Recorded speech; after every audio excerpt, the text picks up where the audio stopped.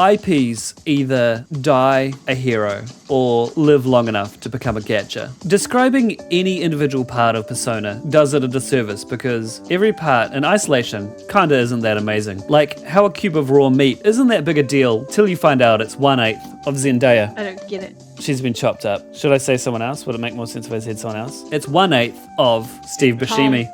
Tom Hanks. Get it? No!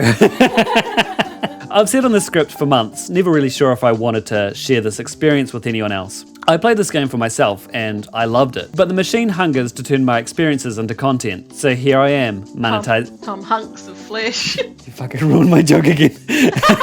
In 2008, I played a game about high schoolers learning the importance of social connections while talking to colourful PNG shopkeepers. It was broken into days and hinged on battling an unseen evil infesting a Japanese city. I was the perfect age for this story, and it'll have a special place in my heart for the rest of my life. That game was The World Ends With You, but if I'd played Persona 3 a year later on the PSP, it would have occupied a similar slot in my heart. Life at the time was made of foreign cities, crisp nighttime expeditions, and slightly depressing dorms, like the one in Persona 3. Along with people that would become my friend just by standing around them long enough, and inscrutable Asian girls, this game is practically autobiographical. The Persona series scared me for the longest time because I felt like I didn't understand its gameplay loop. The threat of days passing and things happening left me feeling helpless, like I'd come across a hurdle that I wouldn't be able to surmount because I didn't sing karaoke by myself enough or something. But after I got into the rhythm of Persona 3, I realized that this game was stealth delivering a visual novel in the most palatable format ever, padding it out with dungeoneering sequences to keep things lively. You take on the role of a kid who's recently got an ability to see the dark hour, a 25th hour in the day normies can't move in. They turn into coffins because of reasons. During this hour, you're able to tastelessly headshoot yourself to draw out your Pokemon and do some slick turn-based combat that flows smoother than a night on the prunes. Getting criticals or doing elemental attacks gives you more turns to chain attacks. This system turned out to be so good that Atlus has only really made cosmetic changes to it since. Combat takes place in a single tower that you're ascending for the entire game. It's gated by moon phases and a boss encounter, so you have a certain amount of it to chomp through each month, assuring that you're always the right level for whatever you're facing. This game is balanced to the point that any amount of grind will make you just a little bit too cool, so naturally I stretched out endgame by about 6 hours to make the final encounter a joke. Honestly, I was sort of dreading the game's conclusion, because it meant I'd be saying goodbye to all these NPCs I'd spent one actual real-world year with because I play this game so slowly, playing it only exclusively at about 1 AM in the morning. For the rest of the day you go to school, hang out and gear up via a cop, who lets you take a look at his big sword if you follow him into a supply closet. Doing a hangout advances time to the evening, and advances subplots with various NPCs, each representing a class of persona. The slow burn of watching them go through their arc is satisfying, and maxing out a relationship unlocks things like special fusions and level buffs to merged personas. There are technically romanceable characters, but they can't really be differentiated from events with other people. It encouraged me to confess my love, fade to black on a scene that suggested heavy dry humping, and then never see them again, because that's just not efficient.